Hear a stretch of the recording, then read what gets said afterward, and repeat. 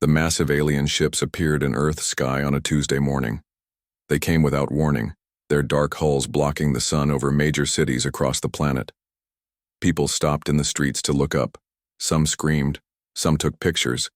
Most just stood in silence, watching the end of life as they knew it.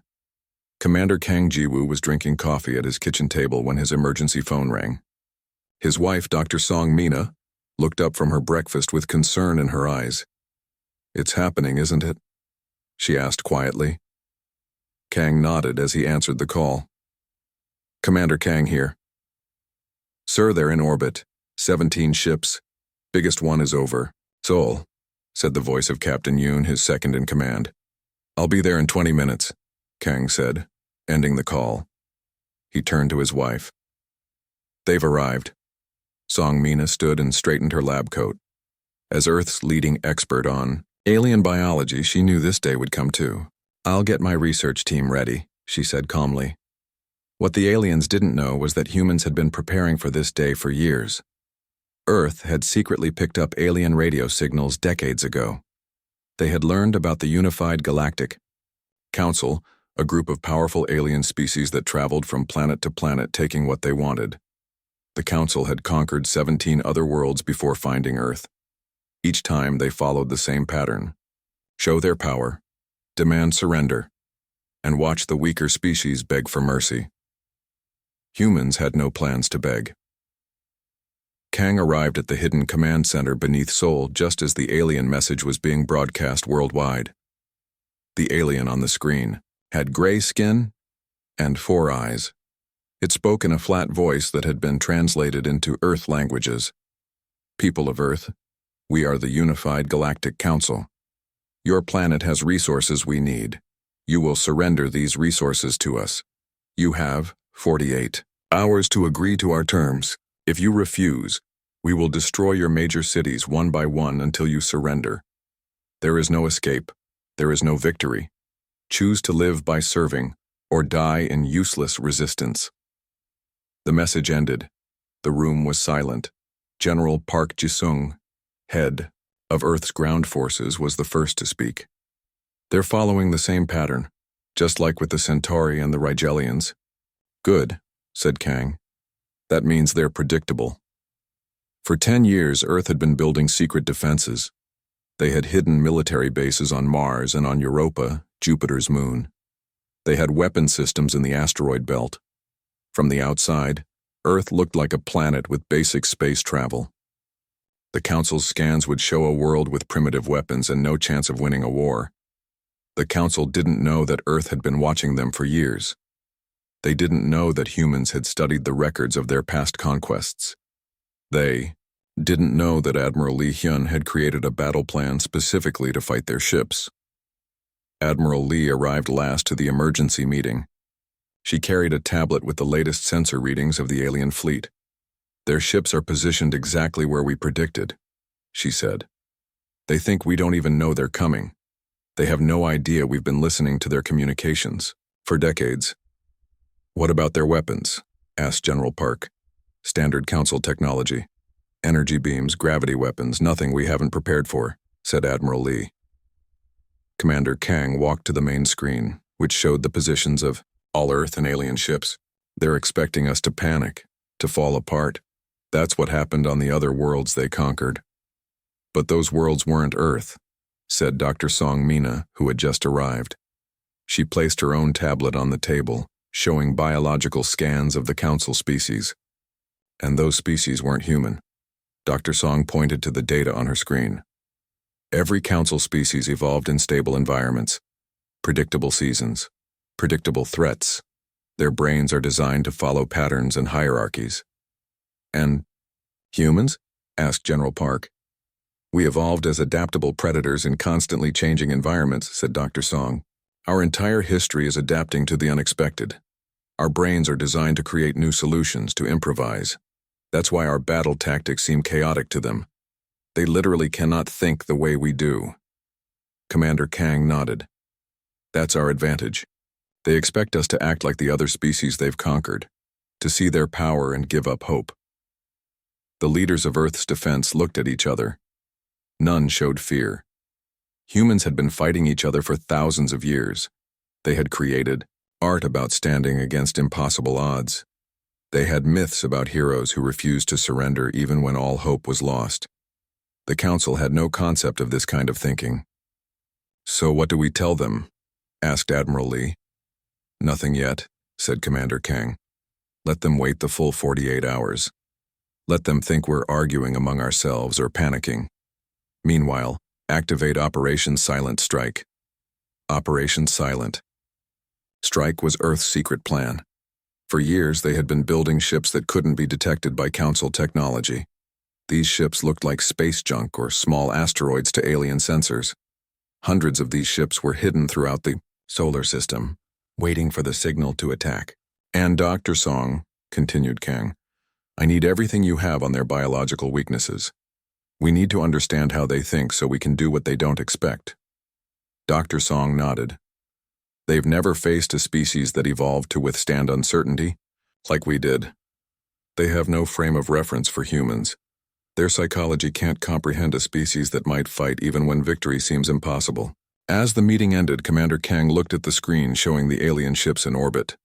The Council thought they were observing a primitive world about to surrender.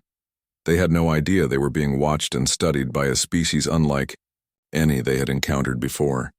"Send one message," Kang said finally. "Tell them, we will consider your proposal." "That's it?" asked General Park. "That's it," confirmed Kang. "Let them think we're just like all the others. Let them think we're scared. Their overconfidence is our weapon." As Earth's leaders left to prepare their forces, Dr. Song stayed behind with her husband. She took his hand, both of them looking at the images of the alien ships. "They think humans will beg for mercy," she said quietly. Commander Kang's face showed a slight smile. "Then they have a lot to learn about humans." The Council ships waited. In orbit, their commanders certain of another easy victory. They had conquered 17 worlds before Earth. All had surrendered quickly. All had begged for mercy. But Earth was different. Earth was getting ready to fight back, and humans never begged. The 48 hours were almost up. The alien ships hung in Earth's sky like dark moons. People around the world waited for news. Many had left the cities. Others stayed in their homes, watching the sky and wondering what would happen next. In the hidden command center beneath Seoul, Commander Kang Ji-woo studied the alien fleet positions one last time. "Any changes in their formation?" he asked. Admiral Lee Hyun shook her head. "None. They've maintained the same positions for the full 48 hours, just as they did with the other planets they conquered." "They're following their usual pattern," said General Park Ji-sung. "They show force, they wait, and they expect surrender." Commander Kang nodded. It was time to break that pattern. "Begin Operation Silent Strike," he ordered. Throughout the solar system, hidden human ships powered up their engines. These ships were the work of Kim Do-hyun, Earth's most brilliant engineer. For 10 years, Kim had developed technology that made Earth ships nearly invisible to alien sensors. The Council's scans showed only what humans wanted them to see: a primitive planet with basic space technology. Kim stood at his console in the command center, monitoring the activation of his ships. 300 vessels reporting ready, Himwao announced. All stealth systems operational. The human ships were hidden in plain sight. Some looked like small asteroids. Others appeared as space debris. The largest were disguised as minor moons around the outer planets. All were invisible to Council scanners. "We have 90 seconds until the deadline," said Admiral Lee. Commander Kang turned to the communications officer. "Send our response." The officer nodded and transmitted the message to the alien fleet. It contained one word: no. In the lead Council ship, Supreme Commander Zor of the Vordak species received the human response. He had led 17 conquests before Earth. Each time the pattern was the same: show overwhelming force, issue demands, watch the inferior species surrender. "They refuse?" Zor asked in disbelief. "Scan their planet again. They must have hidden weapons we missed." The Council officers ran their scans again. They showed the same results. Primitive weapons, basic space technology, no chance against the Council fleet. Nothing new in the scans, Supreme Commander, reported his second-in-command. They have no significant defense systems. They cannot harm our ships. Zor was confused but not worried. Then they are simply foolish. Begin the punishment phase. Target their largest city as an example. The Council's lead ship moved into position above New York City. It powered up its main weapon, a beam that could level the entire city in seconds. But before the weapon could fire, something strange happened. What appeared to be a small asteroid near Earth's moon suddenly changed course. Then another. Then, dozens more all around the solar system. Space debris that the Council had ignored began to move with purpose. "Supreme Commander," shouted an officer. "Unknown ships approaching from all directions." "Impossible," said Zor. "Our scans showed. No fleet." Moonjay, head of Earth's intelligence agency, had spent years studying Council communications. She knew exactly how their sensors worked and how to fool them.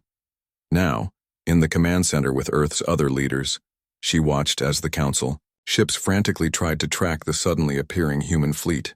"They're confused," she said with a slight smile. "Their sensors are finally showing our ships, but they can't understand where they came from." On her screen, hundreds of human vessels emerged from hiding places throughout the solar system. Some appeared from behind Mars. Others rose from the clouds of Jupiter. More appeared from the asteroid belt. All moved with speed and purpose toward the Council fleet. Commander Kang gave the order. "All ships, attack pattern Chaos Prime."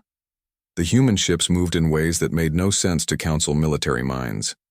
The Vordax and other Council species had evolved with strict hierarchies.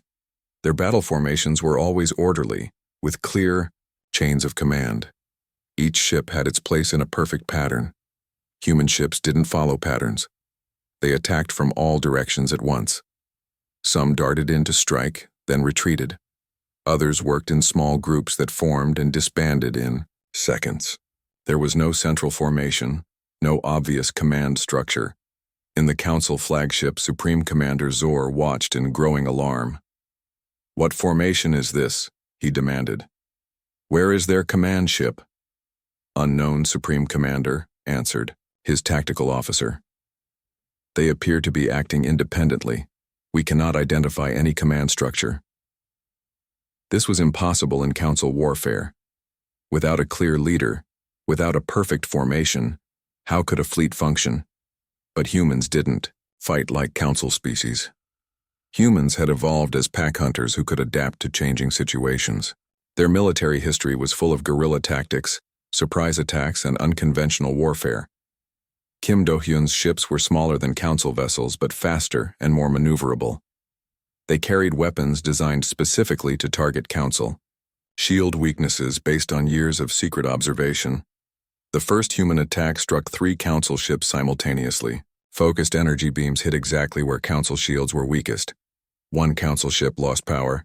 Another spun out of control. A third simply exploded. "All ships, defensive formation," ordered Zor. The Council fleet moved into a standard defensive pattern, with the largest ships in the center and smaller vessels forming protective rings around them. Commander Kang smiled when he saw this. "They're doing exactly what Admiral Lee predicted." Admiral Lee nodded. "Standard Council defensive formation. They always respond the same way to threats." "Launch Phase 2, ordered Kang. A new wave of human ships appeared, these carrying special weapons designed by Dr. Song Mina, based on her understanding of Council biology. The weapons released targeted electromagnetic pulses that affected Council neural systems, disrupting their ability to communicate and coordinate. In the Council ships, confusion spread. Their hierarchical command structure began to break down as communication failed. "We're losing contact with the outer defensive ring," reported Zor's second-in-command. "Ships are not responding to orders." This had never happened in Council warfare. Their perfect formations were falling apart. Their clear chain of command was failing. In Earth's command center, Earth's leaders watched the battle unfold. The first phase of Operation Silent Strike was working better than they had hoped. "The Council is retreating," announced Admiral Lee. As the alien ships began to pull back from Earth orbit, General Park looked surprised. Already? The battle has barely started. They don't understand what's happening, explained Moon Jie. Their entire warfare strategy is based on predictability and perfect formations. When those fail, they don't know how to respond. Commander Kang watched as the Council fleet regrouped at a safe distance. They'll be back, he said. This was just the first round. Now they know we can fight. Kim Do-hyun was already working, on his tablet making adjustments to their battle plans. They'll adapt their tactics now that they've seen our ships, he said. We need to change our approach too. That's the difference between us and them, said Dr. Songmina. They adapt slowly, following new patterns. We adapt constantly, creating new tactics. As the human fleet regrouped, Commander Kang looked at the retreating Council ships. The aliens had expected Earth to surrender without a fight. They thought humans would beg for mercy like all the other species they had conquered. Instead, they found a planet that fought back. Send a message to all. Earth forces, Kang ordered. First phase successful, prepare for phase 2. The real battle is just beginning. 3 days after the first battle, the Council fleet returned to Earth orbit. They came with more ships this time. The first attack had shocked them, but now they were ready for a real war. Or so they thought. In the Council command ship, Supreme, Commander Zor called an emergency meeting with his war advisors. Holograms of alien leaders from different Council species filled the room. These humans fight like no species we have encountered, said Zor. They have no proper formations. Their attacks follow no logical pattern.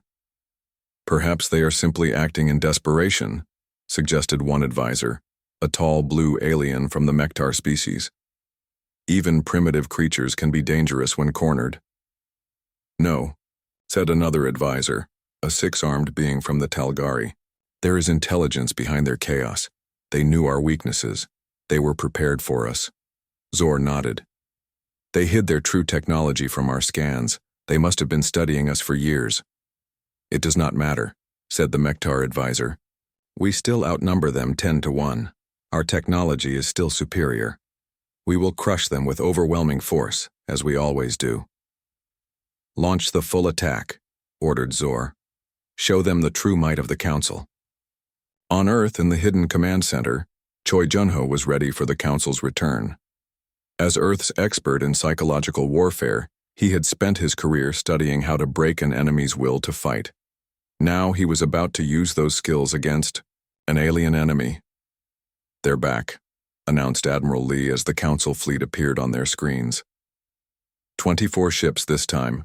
They've called for reinforcements. Good, said Choi. They're already doing what we expected. They always respond to resistance by sending more ships. Commander Kang turned to Choi. Is your team ready? Choi nodded. Phase 2 begins now. While Earth's ships prepared for battle, Choi's team activated a special system they had built into the hidden fleet. Every human ship was now equipped with special transmitters designed to hack into Council communication systems. Begin broadcast, ordered Choi. Across the Council fleet, something strange started happening. Their communication screens flickered and changed. Suddenly they were filled with images from human history. The images showed humans fighting against overwhelming odds. They saw ancient Spartans at Thermopylae, standing against a massive Persian army. They saw Korean Admiral Yi Sun-sin fighting Japanese ships with just 12 vessels of his own. They saw ordinary people standing in front of tanks. They saw soldiers charging into battle despite certain death. Along with the images came a message in the Council's own language. We have studied the 17 species you conquered before reaching Earth. Each one surrendered because they believed. Your victory was inevitable. Humans don't think that way. The message continued, showing more scenes of human resistance throughout history. In our history, we celebrate those who fought despite impossible odds. We write songs about last stands. We turn defeats into rallying cries for future victories. The Council command ship, Zor watched the broadcast with growing concern. How are they transmitting directly to our ships? He demanded. Our communications should be secure. Unknown Supreme Commander, replied his communications officer. We cannot block the signal. The human broadcast continued, now showing scenes of human innovation and adaptation. It showed how quickly humans had advanced from simple tools to space travel. It showed humans surviving in the harshest environments on Earth. It showed their ability to learn and change faster than any species the Council had encountered. Choi Junho watched the Council ships on his screen, monitoring their reactions. "They're confused," he said. "Their sensors show our fleet is smaller than theirs. Their technology readings still show us as inferior. But the evidence of their eyes tells them something different." Commander Kang nodded. "That's the point. Break their certainty." As the psychological broadcast continued, Earth's fleet began its second phase of attack. This time, instead of targeting the Council ships at random, they focused on specific vessels. Han Suman, commander of Earth's Special Forces, led the mission. Her ships went after Council vessels that appeared to be leadership ships, based on Moon Jae's intelligence data. "Target the command vessels," Han ordered her pilots. "Disrupt their chain of command." In traditional Council warfare, attacking the leadership was considered foolish. Command ships were always the most heavily protected. But humans knew that the Council relied on clear orders from above. Without those orders, the lower-ranking ships wouldn't know how to act. Han's Special Forces ships darted through the Council formation, ignoring easier targets to strike at the command vessels. They took heavy damage in the process, but managed to disable 2 key Council leadership ships. In the Earth Command Center, Dr. Song Mina studied the data coming in from the battle. "Council ships are showing increasing confusion in their movements," she reported. "Their formation is breaking down." General Park watched the battle with a grim smile. "They're still fighting by their rule book. We're not. The Council had always fought wars the same way against enemies who fought the same way. Their tactics were perfect against conventional forces. But humans didn't fight conventionally." On the main Council ship, Supreme Commander Zor was growing frustrated. "Their attacks make no tactical sense," he shouted, as another human ship crashed itself deliberately into a Council command vessel. "They're sacrificing their own ships for no strategic advantage." But there was an advantage, one that Zor couldn't see. The Council measured advantage in ships destroyed and territory gained. Humans understood that war was ultimately psychological. Breaking the enemy's will to fight was sometimes more important than destroying their ships. As the battle continued, Choi Junho launched the next phase of his psychological campaign. Earth's transmitters began broadcasting directly to individual Council ships, bypassing the chain of command. "Your leaders have lost 17 ships," the broadcast told lower-ranking Council vessels. "They did not expect this. They told you this would be an easy victory. What else have they been wrong about?" Doubt began to spread through the Council fleet. Ships that should have been moving in perfect formation began to hesitate. Some began to pull back without orders. "What are they doing?" asked Admiral Lee, watching the strange movements of the Council ships. "They're starting to doubt," explained Choi. "Their entire society is built on certainty, on hierarchy, on knowing your place and following orders without question. We're showing them that their leaders can be wrong." After 6 hours of battle, something unprecedented happened. The Council fleet began to retreat, not in an organized withdrawal, but in confusion. Ships left in small groups, some without waiting for orders. In the command center, Earth's leaders watched in amazement. "They're running," said General Park in disbelief. "Not all of them," corrected Moon Jae, pointing to the screen. "The main Council ships are pulling back in formation, but nearly a third of their smaller vessels are retreating in different directions." Commander Kang turned to Choi Junho. "Your psychological warfare worked better than we expected." Choi nodded, but his expression remained serious. "This is just the beginning. They'll be back and they'll try to counter our tactics." "Let them try," said Dr. Song Mina. "The fundamental difference between us and them remains. They adapt by creating new rules, new formations, new patterns. We adapt by breaking patterns." As the Council fleet retreated from Earth for the second time, Supreme Commander Zor faced something he had never experienced in centuries of conquest: failure. "We underestimated these humans," he admitted to his remaining advisors. They are not like the other species we conquered. We still have the numbers and technology to defeat them, said one advisor. We will return with a new strategy. Yes, agreed Zor. But we must understand how they think, how they fight. Their chaos must have a pattern we can learn. What Zor and the Council failed to understand was that the true strength of humanity wasn't in their ships or weapons.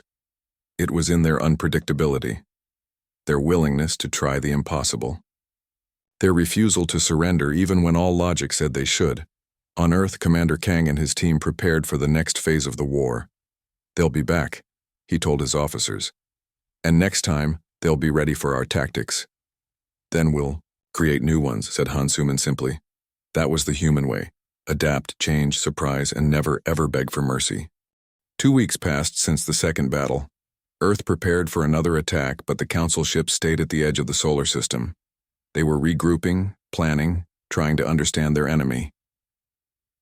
In the Council's main ship, Supreme Commander, Zor faced growing problems.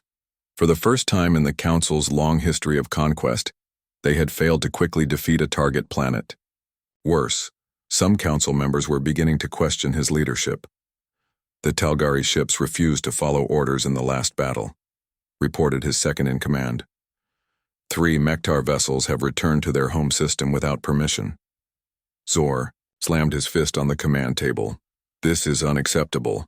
The Council has conquered 17 worlds. We cannot be defeated by primitive humans, but a new voice spoke up. Perhaps these humans are not as primitive as we thought. The voice belonged to Krell, representative of the Durosan species. The Durosans had been one of the first species conquered by the Council, centuries ago.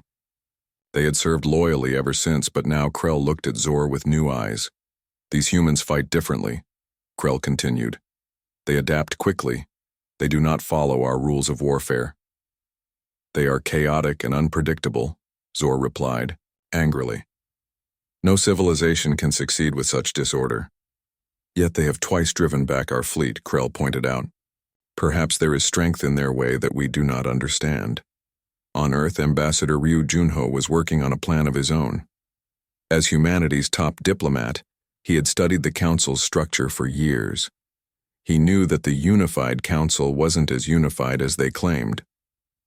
The Council consists of 23 species, Ryu explained to Earth's leaders in the command center. But only the Vordax, Supreme Commander Zor's species, have full power.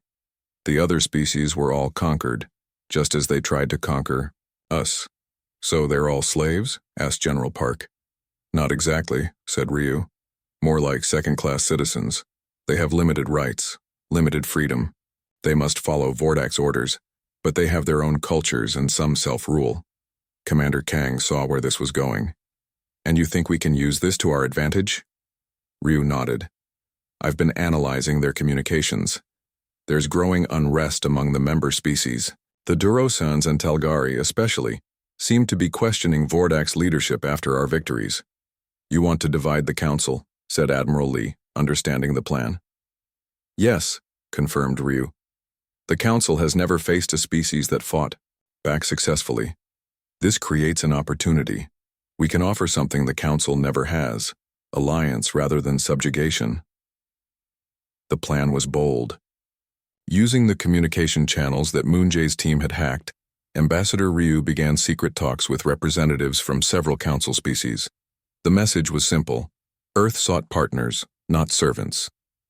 Your unified Council isn't as unified as they claim, Ryu told a Talgari representative during one secure communication. Many of you were conquered just as they attempted to conquer us. The Talgari, a 6-armed species with keen intellect, had been part of the Council for 3 centuries.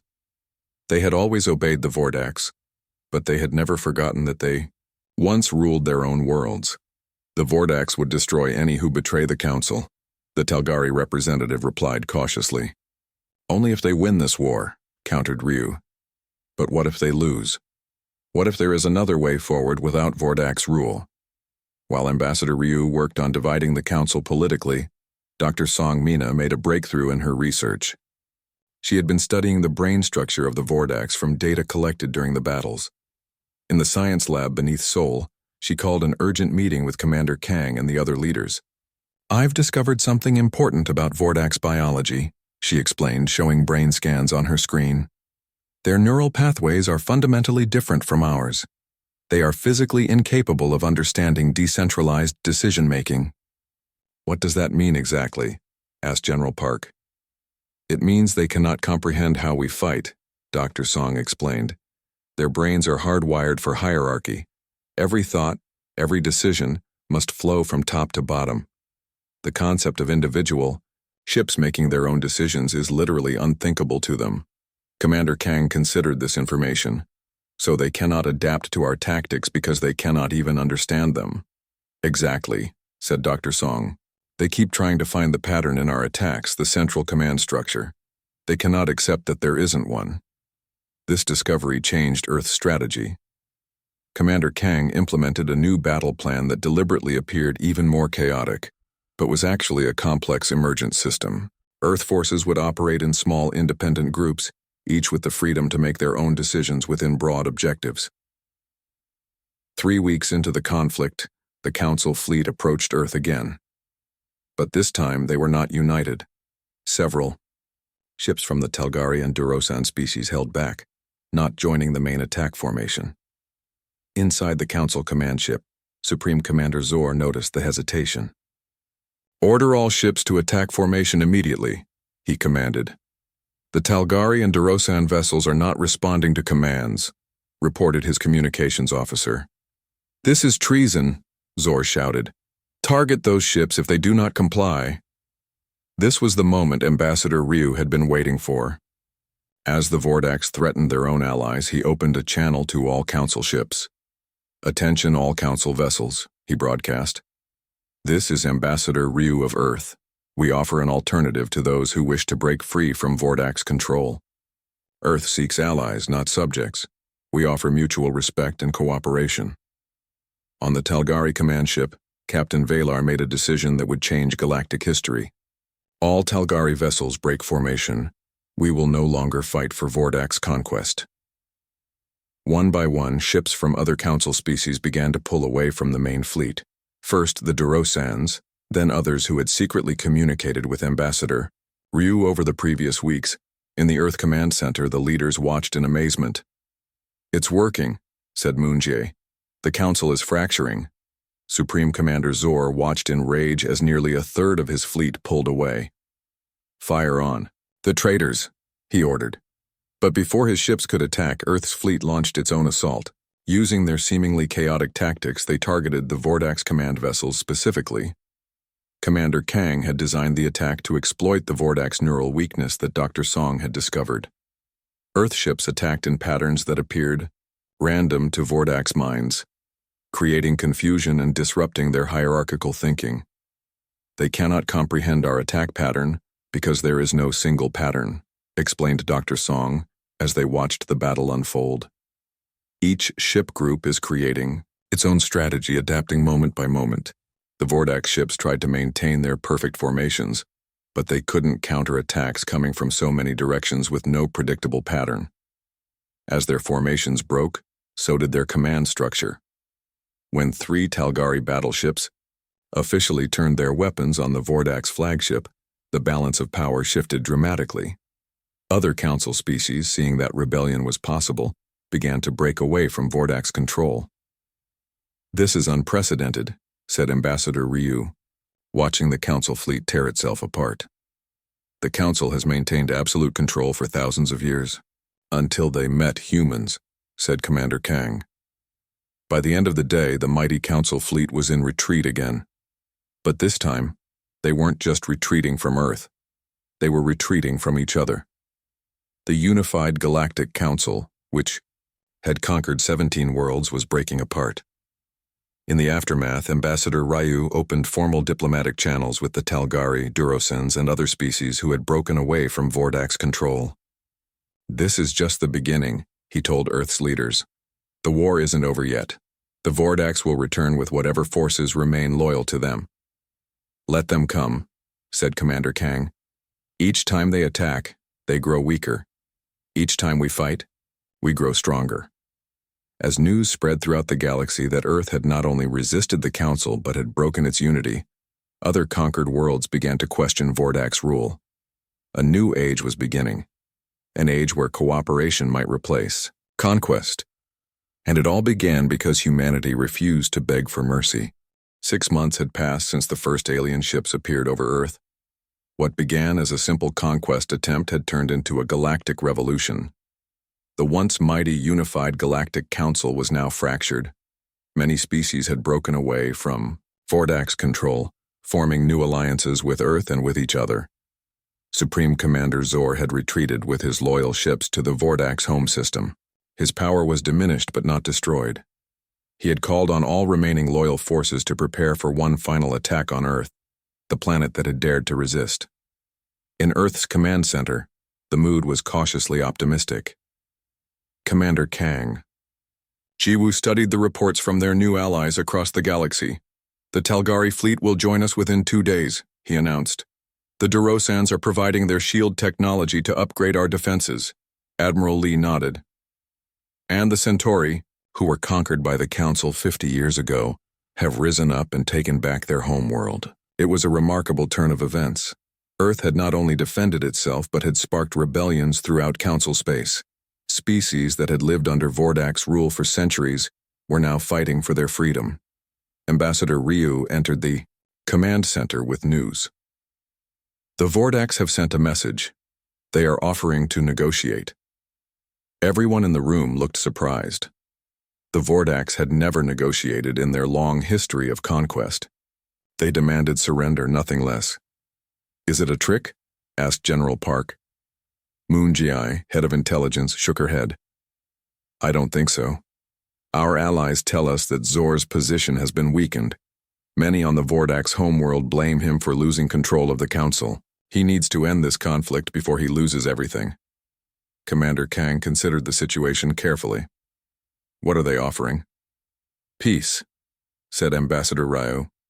They propose a gathering of all species, including humans, to discuss a new arrangement.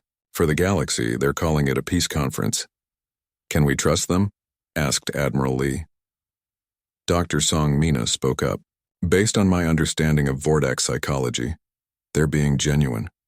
Their hierarchical minds cannot handle the chaos that's spreading through their empire. They need to establish a new order, even if it's one where they have less control.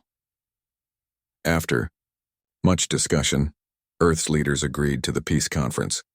It would be held in neutral space aboard a massive station that had once been a Council trading hub. Representatives from 27 species gathered for the historic meeting.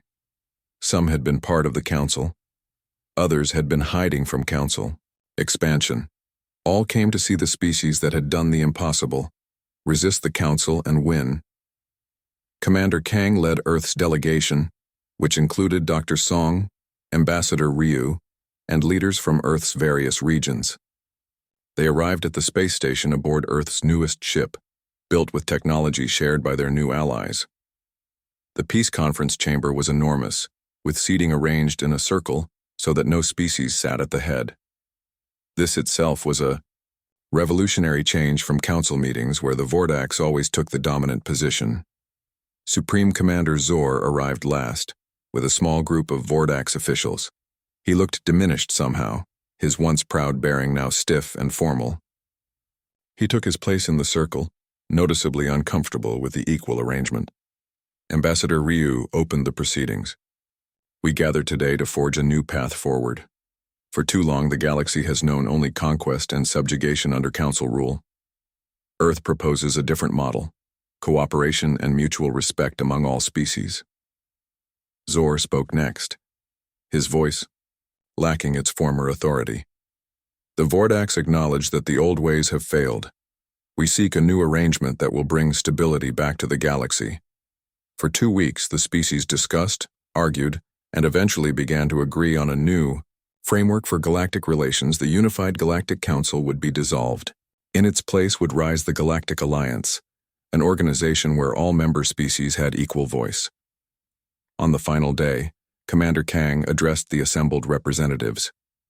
We never wanted war, he said, looking directly at Zor. But we will never accept subjugation. The galaxy is large enough for all species to exist as equals. Zor struggled visibly with the concept, his Vordax brain still fighting to understand a system without clear hierarchy. But even he could see that the old ways were gone forever. The Vordax accept these terms, he said finally. We will join this alliance as equals. The peace treaty was signed by all 27 species. For the first time in thousands of years, the galaxy would not be ruled by conquest and fear. As the conference ended, representatives from worlds that had been conquered by the Council approached the Earth delegation. Many wanted to understand how humans had done what seemed impossible. How did you know you could win against such odds? Asked a Centauri leader. We didn't, answered Dr. Song honestly. But in human history, we've learned that victory doesn't always go to the strongest or the most advanced. Sometimes it goes to those who refuse to give up, who adapt most quickly, who find new ways to fight when the old ways fail. The treaty created more than peace. It established trade routes between Earth and distant worlds. It allowed for the exchange of knowledge, culture, and technology. Earth would now take its place among the stars not as conquerors or the conquered, but as equals. 3 months after the peace conference, Commander Kang and Dr. Song returned to their home overlooking the Pacific Ocean. The night was clear, and the stars above seemed brighter somehow, now that they represented opportunity rather than threat. The Talgari ambassador says the news is spreading to the farthest reaches of the galaxy, said Kang. Species that hid from the Council for centuries are emerging, wanting to join the alliance. And the Vordax? Asked Dr. Song. Still struggling to adapt. Their biology makes it hard for them to understand a system without strict hierarchy. But they're trying. That's something. Dr. Song looked up at the night sky, where ships from a dozen worlds now peacefully orbited Earth. Do you think they understand us yet? She asked. Commander Kang smiled. Probably not entirely, but they've learned the most important lesson about humans. Which is? We don't beg. We adapt.